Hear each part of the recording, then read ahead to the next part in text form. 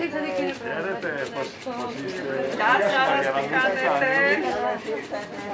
Πώς είσαι? Χαιρόμαστε που τα καταφέραμε, έλατε να... Βεβαίως, βεβαίως. Κύριε Πρωθυπουργέ, σε φωτογραφία, παρακαλούμε. Για πες μας.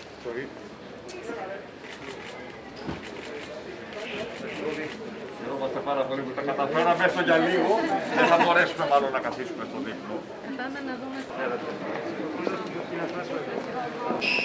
Αλλιώς θα αρχίσετε πάρα πολύ να γυρίσουμε που προέκυψε κάτι πολύ νωρίς. Είχε αρκετό ενδιαφέρον.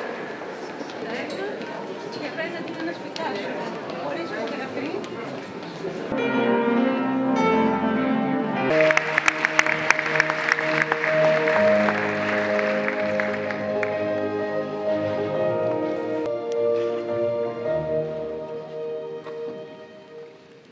Prospérité sans dialogue entre les nations autour de ces trois piliers constitutifs.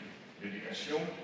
Monsieur le Président, Monsieur les chefs d'État et de gouvernement, Madame la directrice générale, Mesdames et Messieurs, c'est un vraiment grand honneur de me trouver parmi vous, ici à Paris, ville lumière, siège de l'UNESCO, pour célébrer son 75e anniversaire.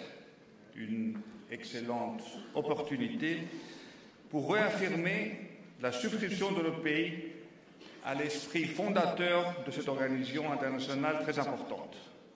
Construire la paix entre les peuples par l'échange des vertus, comme dirait Aristote, éthiques et intellectuelles. La Grèce a été parmi les membres fondateurs de l'UNESCO dès sa création.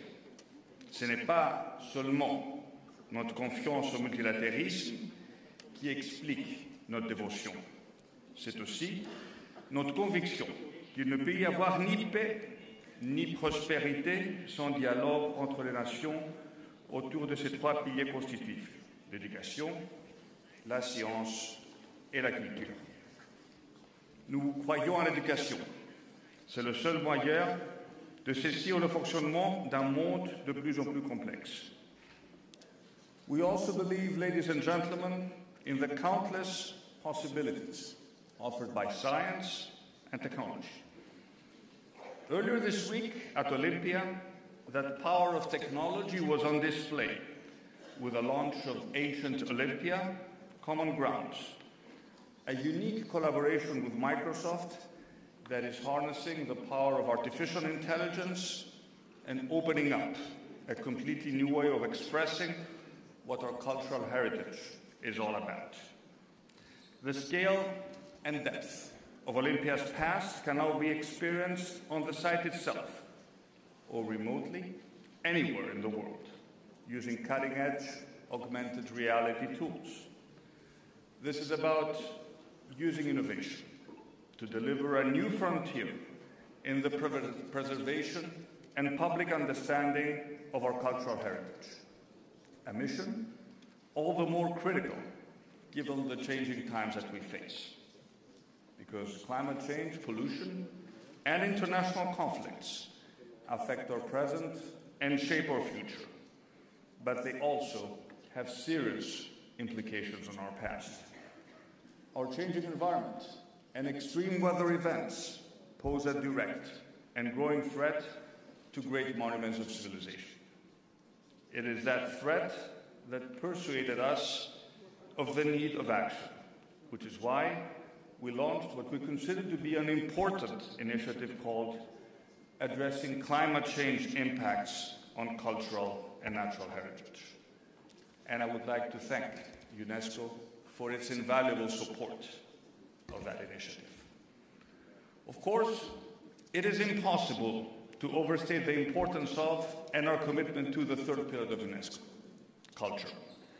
There cannot be dialogue between nations without dialogue amongst cultures, something which presupposes respect for the history, heritage, and identity of each nation.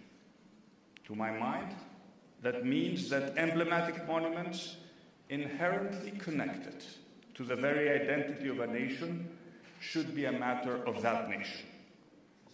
Take, for example, the Parthenon sculptures, which make up a hugely significant piece of the world's cultural heritage and are perhaps the most important symbolic link between modern Greeks and their ancestors. Most of that collection can be found on display in the Acropolis Museum, a few hundred meters from the Parthenon, that they can be seen in situ in their birthplace, connected visually to the monument which lends the sculptures their global significance. That really matters. However, while a part of that collection remains exiled in London, that impact can never be fully appreciated.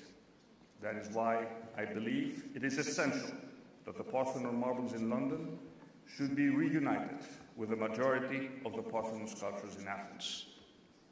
Last September, a pivotal step was taken by UNESCO, Intergovernmental Committee for Promoting the Return of Cultural Property. For the first time, it unanimously adopted a decision recognizing that the case has an intergovernmental character. Therefore, the obligation to return the Parthenon sculptures lies squarely on the UK government. The UK should move to a bona fide dialogue with Greece, and I urge them to do so.